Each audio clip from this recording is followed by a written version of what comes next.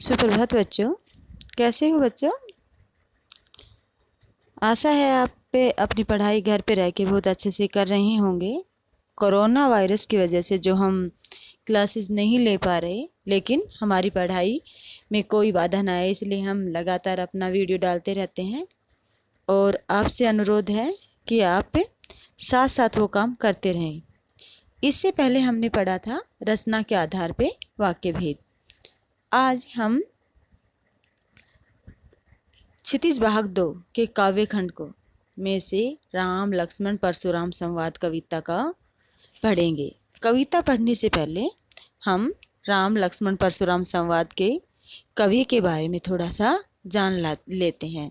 राम लक्ष्मण परशुराम संवाद के कवि हैं तुलसीदास। बच्चों, तुलसीदास हिंदी साहित्य के एक बहुत ही प्रसिद्ध कवि हैं। इन्हें हिंदी साहित्य का सूर्य भी कहा जाता है। इनका जन्म उत्तर प्रदेश के बांदा जिले के राजापुर गांव में 1532 ईस्वी में हुआ था। कुछ विद्वान इनका जन्म स्थान सोरो ईटा जिला को भी मानते हैं। तुलसी जी की माता का नाम हुलसी तथा पिता का नाम आत्माराम दुबे था। तुलसी जी का बचपन बहुत ही संघर्षों से बीता था। जीवन के प्रारंभिक वर्षों में ही माता पिता से उनका बिछोह हो गया, मतलब वो माता पिता से बिछुड़ गए। कहा जाता है कि गुरु कृपा से इन्हें राम भक्ति का मार्ग मिला। वे मानवीय मूल्यों के उपासक कवि थे। तुलसीदास हिंदी में राम काव्यधारा के शाखा के एक बहुत बड़े कवि हैं। हिंदी साहित्य में निर्गुण शाखा और सगुण शाखा, और फिर सगुण शाखा के भी दो भेद हैं, कृष्ण काव्यधारा और राम काव्यधारा। तो राम काव्यधारा के एक बहुत बड़े कवि हैं। इन्होंने अपनी तकरीबन सभी रचनाओं में श्री राम जी के जीवन के बारे में, उनके उदात्त मानवीय मूल्यों के बारे में लिखा है। इनका लिखा हुआ रामचरितमानस बहुत उत्तर भारत में बहुत ही आदर के साथ पढ़ा जाता है। आज भी हम उनकी चौपाइयों और दोहों को सुनते हैं। तुलसीदास जी ने रामचरितमानस के अलावा कवितावली, गीतावली, दोहावली, कृष्णावली, विनय पत्रिकाएं आदि बहुत सारी रचनाओं की रचना की थी।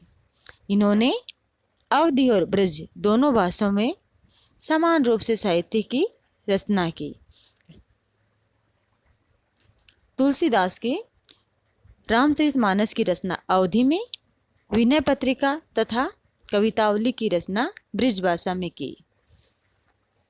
उस समय के सभी प्रचलित काव्य रूपों को तुलसीदास की रचनाओं में देखा जा सकता है।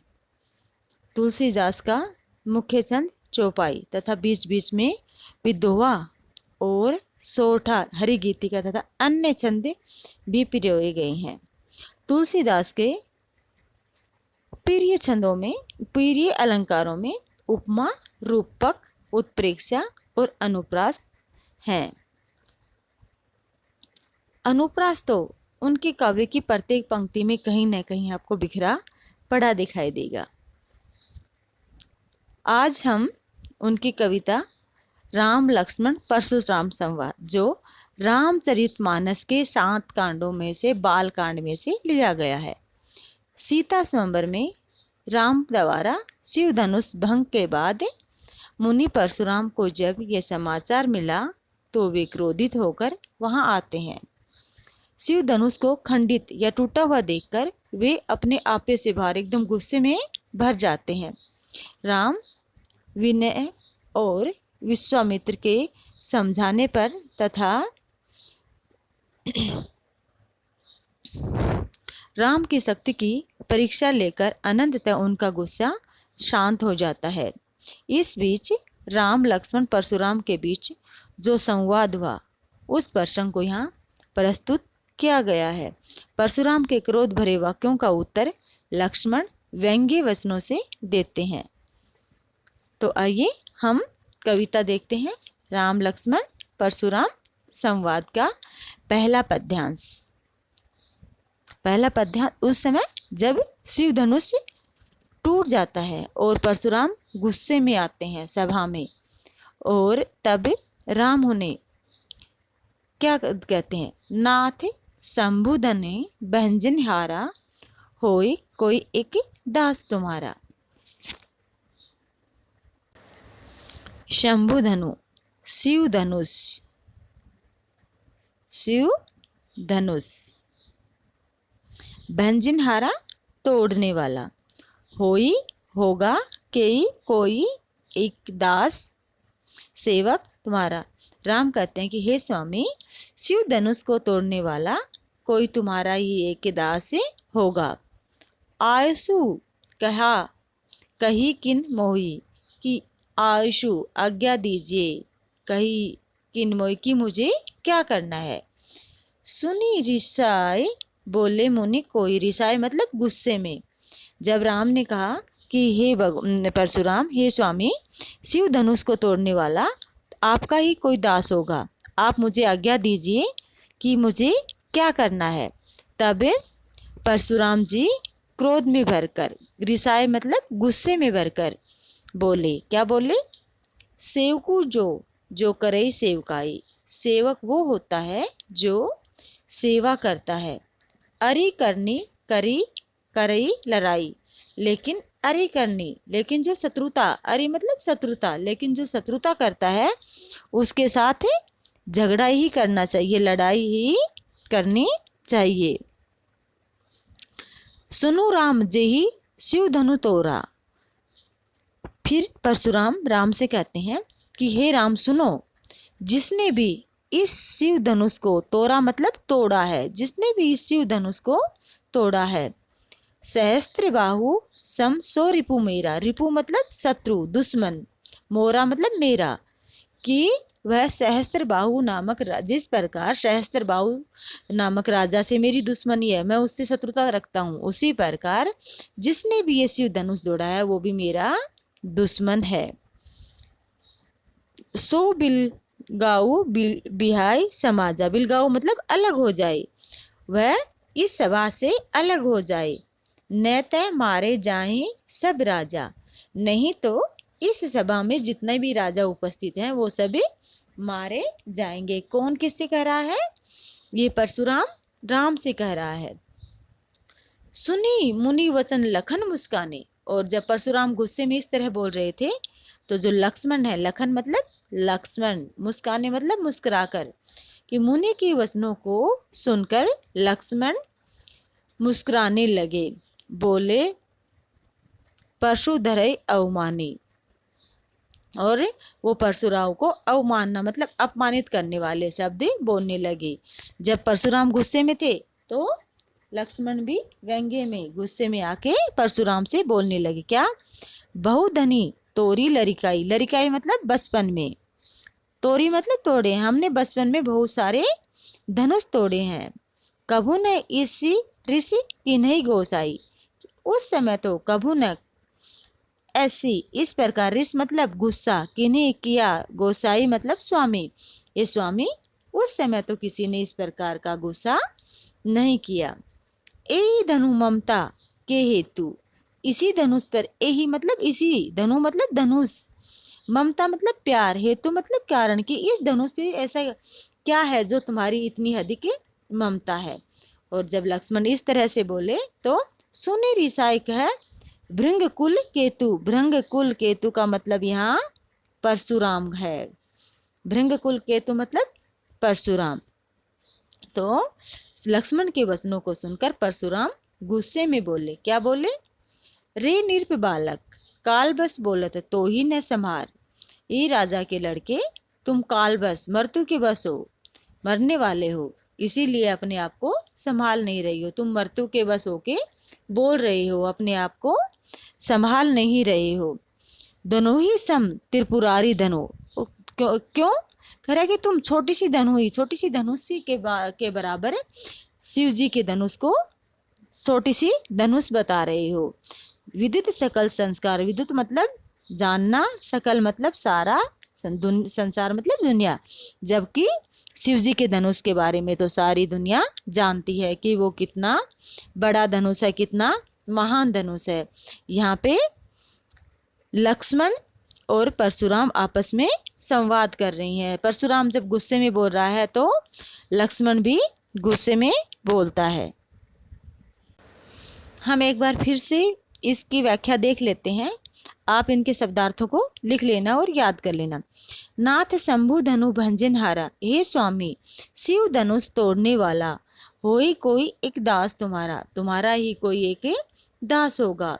आयसु कहा कही किन मोई, कि मुझे राम कहते हैं कि हे स्वामी शिव धनुष तोड़ने वाला आपका ही कोई एक दास होगा, आप मुझे आज्ञा दीजिए कि मुझे क्या करना है। सुन रिसाए बोले मुनि कोई, जब राम ने ऐसे वचन कहे तो उसके वचनों को सुनकर परशुराम गुस्से में आकर बोले, सेवक सो जो करे सेवकाई, कि सेवक तो वो होता है जो सेवा करता है। अरे करनी करई कराई लड़ाई, लेकिन जो शत्रुता करता हो उसके साथ तो लड़ाई ही करनी चाहिए। ये कौन किससे कह रहा है? परशुराम राम से। सुनु राम जेहि धनु शिव धनु तोरा, सहस्त्र बाहु सम सो रिपु मोरा, कि हे राम सुनो, जिसने भी शिव धनुष को तोड़ा है वह सहस्त्र बाहु नामक राजा के समान ही मेरा दुश्मन है। ये सारा संसार जानता है कि सहस्त्र बाहु और मेरी दुश्मनी है, और जिसने इस शिव धनुष तोड़ा है वो भी मेरा अब दुश्मन बन गया है। सो बिलगाए बिहाई समाजा, वो इस समाज से, इस सभा से दूर हो जाए। न तो मारे जाएं सब राजा, नहीं तो सारे राजा मारे जाएंगे। सुनी मुनि वचन लखन मुस्काने, जब परशुराम इस तरह से गुस्से में बोल रहे थे तो परशुराम के वचनों को सुनकर लक्ष्मण मुस्कुराने लगे। बोले परशु धरई अवमाने, और वे परशुराम को अपमानित करने वाले शब्द बोलने लगे। बहुधनी तोरी लड़काई, कभू न ऐसे ऋषि को किन्हीं गोसाई, कि हमने बचपन में ऐसे बहुत से धनुष तोड़े हैं लेकिन उस समय तो इस तरह से किसी ने गुस्सा नहीं किया। हे स्वामी हमने बचपन में बहुत से ऐसे धनुष तोड़े हैं लेकिन उस समय तो किसी ने ऐसे गुस्सा नहीं किया। यही धनु पर ममता के ही हेतु, तो इसी धनुष पे तुम्हारी इतनी ममता क्यों है? सुनो रिसाई कहो भृंग कुल केतु, और जब लक्ष्मण में ऐसे वचन कहे तो भृंग कुल केतु का मैंने अभी अर्थ बताया था क्या? परशुराम। परशुराम गुस्से में बोले, क्या बोले? रे नृप बालक काल बल बस बोलत तो ही न संहार, हे राजा के लड़के तुम काल बस होना मतलब मृत्यु के बस होना, मृत्यु के बस होकर बोल रहे हो, अपने आप को संभाल नहीं रहे हो। धनु ही सम त्रिपुरारी धनु विदित सकल संसार, जो तुम इस धनुष को एक छोटी सी धनु ही मान रहे हो, जबकि इस शिव जी के धनुष के बारे में तो सारा संसार जानता है। तो सबसे पहले बच्चों हमने जो शब्दार्थ लिखवाए उन शब्दार्थों को आपको लिख लेना है और याद कर लेना है। अब हम इस काव्यांश की भाषा के बारे में देखते हैं।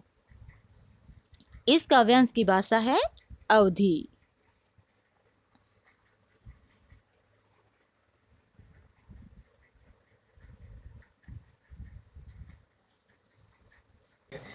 भाषा कौन सी है? अवधी। और छंद यहाँ से यहाँ तक चौपाई छंद और इसमें दोहा छंद। अब हम इसके अलंकार की बात करते हैं। कहा कही किन मोही में अनुप्रास अलंकार है। बिलगाय समाज, इसमें भी अनुप्रास अलंकार है। सहस्त्र भाषम में अनुप्रास अलंकार भी है और उपमा अलंकार भी है।